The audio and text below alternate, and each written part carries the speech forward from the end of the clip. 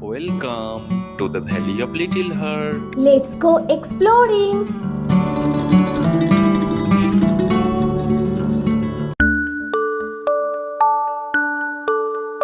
বাজারের মধ্যে ওই যে ফুলের দোকানটা দেখছো, কয়েক বছর আগে ওখানে কিছুই ছিল না, বরং একটি ছোট্ট মেয়ে রোজ এখানে ভিক্ষে করতে আসতো। তারপর মেয়েটা গেল কোথায়? জানতে গেলে কয়েকটা বছর পিছিয়ে যেতে হবে। ওর নাম ছিল অলি।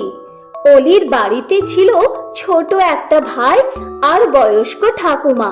ওরা খুব গরিব ছিল, তার উপর বাড়িতে রোজগার করার মতো কেউ ছিল না। অলি তাই বাধ্য হয়ে বাজারে গিয়ে ভিক্ষে চাইতো। দুটো ভিক্ষে দেবে বাবু? ঠাকুমা আর ভাই না খেয়ে বসে আছে।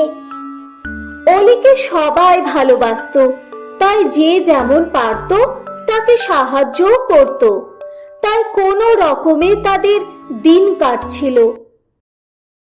তারপর একদিন সব পাল্টে গেল। অলি সেদিন সকালেও বাজারে গেছে ভিক্ষে করতে। দুটো ভিক্ষে দেবে বাবু? কেউ কেউ একটা দুটো টাকা দিয়ে যাচ্ছে। এমন সময় কেউ একজন এসে তাকে মিষ্টি করে ডাকলো। তোমার নাম কি? অলি মুখ তুলে দেখলো শাড়ি পরা একজন ভদ্র মহিলা। অলি তাকে চেনে। বাজারের পাশে যে হাই স্কুল আছে, উনি সেখানে নতুন এসেছেন।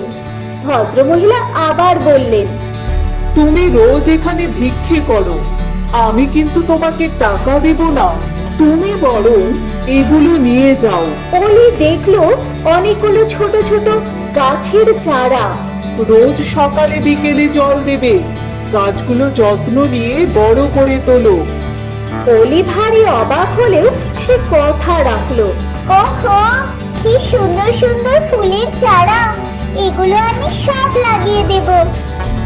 তার বাড়ির সামনের খোলা জায়গায় গাছগুলো লাগালো।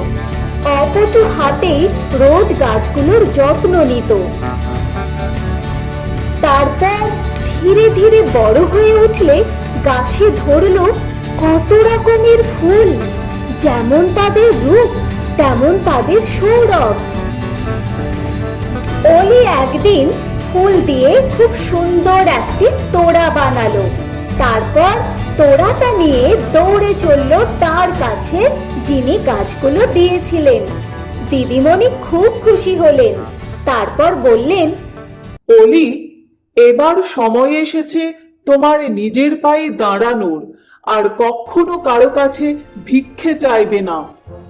এরপরেও অলি রোজ বাজারে যেত, ভিক্ষে চাইতে নয়, ফুলের ঝুড়ি হাতে করে।